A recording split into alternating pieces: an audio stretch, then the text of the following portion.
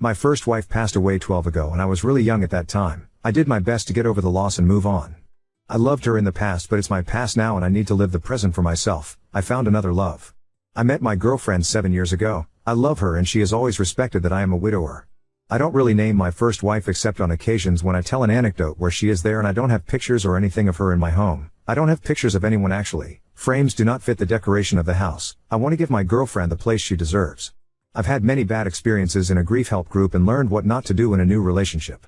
I'm going to get married in November. At first I didn't know whether to invite my first wife's family because I didn't know if they would want to attend, so I never said anything to them or invited them to the wedding. I don't talk with them except for a text every few months, but her mother was the one who texted me to tell me that she would be very happy to go, so I ended up inviting her and her husband. They kinda invited themselves and I have problems with saying no, much more in that kind of situation. On the weekend we were putting some things together and my mother told me that it would be good to put an extra chair in honor of my first wife. That was an idea of my late wife's mother, but she didn't talk about that with me first but with my mother. We pay per seat. Each chair we put up is charged as if it were a person. They would even charge me for drink and food, as if someone was really present, and honestly I am quite tight financially on the wedding, so I think it would be a waste of money and something symbolic, because if I do that for her I also have to do that for all the members of my family who died because they would complain about it. My father and brother also died, so that would be even more money. I'm not a spiritual person neither, so I don't believe in those things and I don't like any kind of ritual or symbolic thing. I also don't want to have a moment to talk about deceased people and kill the atmosphere. I just want a nice and joyful wedding for my girlfriend. Just to make my mother shut up, I said that if someone offers to pay the money I will ask for more chairs. There would be 7 relatives, too many. I knew that nobody was going to pay for that, because I can't spend money in more things, but no one talked and I thought that she would forget that. But my mother said that then I should include photos of me with my first wife when they show the typical video of the bride and groom as they grow up. I just don't want to do that. I even find disrespectful for my girlfriend to put pictures of my first wife when I'm getting married again, let alone make a whole video about those times. It's just weird to me, but I know that there are widowers who have done so. It leaves me confused. My first wife appears in some of the photos I chose to go through in the video, not the one my mother wants me to do. In photos where I'm traveling with friends or family. It's not that I'm hiding her identity or anything like that, but I just want that moment to be my wife and mine. I already healed. My mother has been doing everything to make me feel guilty, and honestly it's hard not to feel guilty when the words come from a person who went through the same thing as me. I know my girlfriend would agree because she's really kind, and she has already said that she is not really interested in what others think because she is the one who will be my wife. I'm the one who feels uncomfortable, Ada? I want that moment to be my girlfriend and mine. I already had that moment with my first wife years ago. Now I want to have this moment with her. Is it a bad thing? Edit. Please stop recommending me to make a table with photos of the dead, make a speech, put centerpieces, etc. I don't want to do any of that. NTA.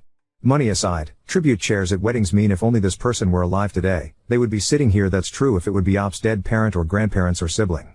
But this is Op's late wife. If only she were alive today, the assumption is that Op would be married to her and not marrying his current fiancée. Even if he were divorced, it is unlikely his ex-wife would attend the wedding now, unless they parted on extremely friendly terms. It seems that Op's in-laws from his first wife just want her to be acknowledged because this is a difficult moment in their grieving process. If Op puts pictures around, and an empty chair and gives a toast, or whatever else they will ask for, then they can pretend Op hasn't moved on and his late wife still takes precedence. Op, don't do it.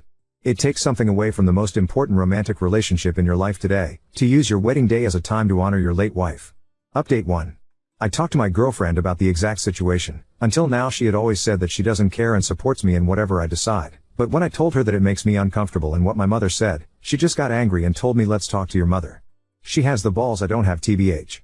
When my ex-Mill found out about my engagement, she sent me a message saying, I'm really happy for you, me and her husband's name. Would love to attend. I really didn't know how to reject such a direct self-invitation, and my wife told me to invite them if I felt comfortable with that. At that moment I had no problem since they had always been respectful people. That was a big mistake.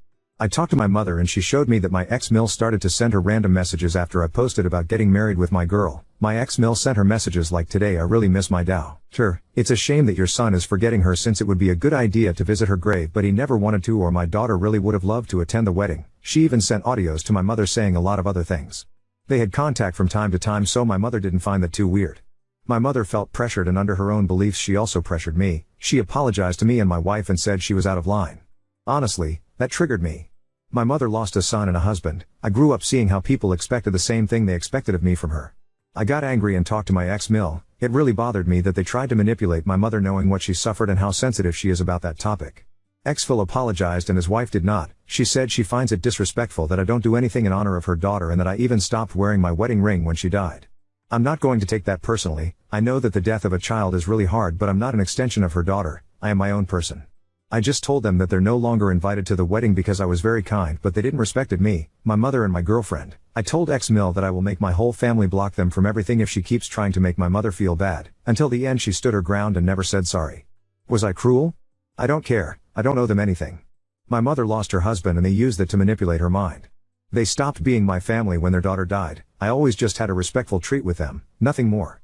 I won't make a table in honor of anyone. I won't make a video in honor of anyone or anything like that because me and my wife want it to be a happy day. I'll only have my brother's favorite beer and wine because it's something that cute drunk told me in life that he wanted, ha. My wife said she never lost anyone close to her, so she really doesn't need to pay tribute to anyone. The only thing that will be honored will be the union of me and my wife's, because that's the thing that makes my days perfect and filled with happiness.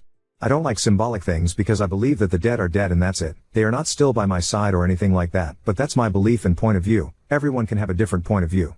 To be honest, I thought I would get a lot of OODA. Since my father passed away, it has seemed strange to me how people see widows and widowers. Everyone wanted my mother to continue loving my father even after he passed away, and when it happened to me I felt the same pressure. I'm a bad person for loving my girlfriend so much more than I loved her? Am I wrong for feeling that the worst loss in my life was my brother's and not my wife's or father? All the widows have pictures of their deceased partners. I'm a bad person for not wanting to do that? Should I still wear my wedding ring like the widows from the grief counseling does? But I don't want to, or am I a bad person for not feeling anything for her anymore? I felt guilt many times long time ago. They were questions that I asked myself daily as soon as I began my relationship with my wife, questions that I don't ask at all anymore, but they really tortured me because what is usually expected of a widower is that we are that forever, never the husband, eternally the melancholic character even if we have found someone new. We are always expected to love our deceased partner even if we have a new person, because you can romantically love two people at the same time, but what if I don't want to? What if that's not for me and I want to give all my love to just one person? What if I want to move on with my life? I think at this point I'm just venting, so I'm sorry if you made it this far. Ha, be kinder to new wives and husbands and don't force them to be the big person. I felt ready to start dating 2 years later and I met the love of my life a few years later. But I know a lot of married people who shouldn't be because they're still grieving and sending all that mental load to their partners or making them feel like a second place. Please learn that it is good to be alone when you do not feel ready. There's nothing wrong with being single, and don't make an innocent person suffer with you.